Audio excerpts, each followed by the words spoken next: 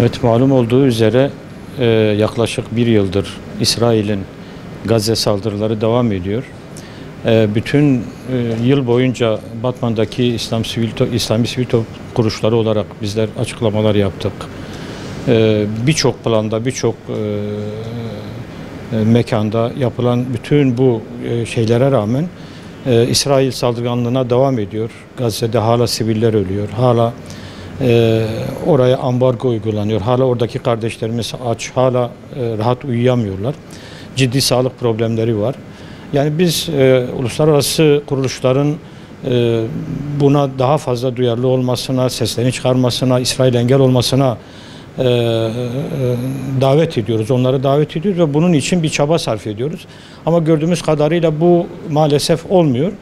Ama biz şunu iyi bilinmelidir ki onlar buna engel olmasalar da bu konuda Gazze'yi yalnız bıraksalar da biz bırakmayacağız. Bu konuda özellikle bu tepkilerin artarak devam etmesini bütün halkımızdan, kardeşlerimizden istiyoruz. Çünkü orada çok sıkıntılı durumda olan kardeşlerimiz var. Ve İsrail buna rağmen saldırılarını devam ettiriyor. Saldırılarını genişleterek devam ettiriyor. Lübnan'a da saldırmaya başladı biliyorsunuz. Dolayısıyla bizim sesimizin kısılmaması lazım. Onlara ne yapabiliyorsak, elimize ne geliyorsa onu yapmamız gerekiyor. Boykota devam edelim, sesimizi daha fazla yükseltelim, sosyal medyada gündemde tutalım. Yani birey olarak, topluluk olarak ne yapabiliyorsak onu yapalım. Kardeşlerimizi yalnız bırakmayalım ve onlarla birlikteliğimizi sürdürelim.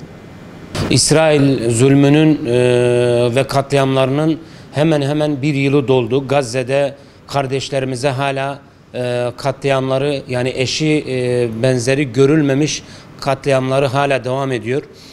Malumunuz dün itibariyle Lübnan'da da yeni bir katliama sayfa açtı. Maalesef İsrail her şeye rağmen, baskılara rağmen hala zulümlerine ve katliamlarına devam ediyor.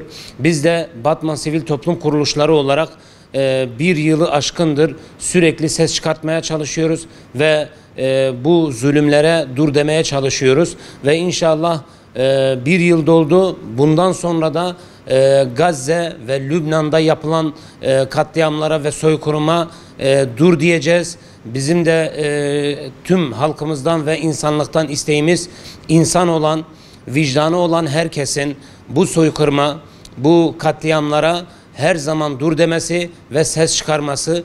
Çünkü malumunuz ses çıkardıkça da tabii bazı şeyler olamayabiliyor ama biz insanlık olarak görevimizi yapmamız lazım. Orada zulüm gören, katliama uğrayan kardeşlerimize karşı sorumluluklarımızı yapmamız lazım. Yani bunu yeri geldiği zaman basın açıklamalarıyla, mitinglerle, yürüyüşlerle ve yardım kampanyalarıyla inşallah destekleyeceğiz. Yeri geldiği zaman boykotla buna dur demeye çalışacağız. Allah'ın izniyle tüm kardeşlerimizle beraber biz bu katliamları unutmayacağız ve unutturmayacağız.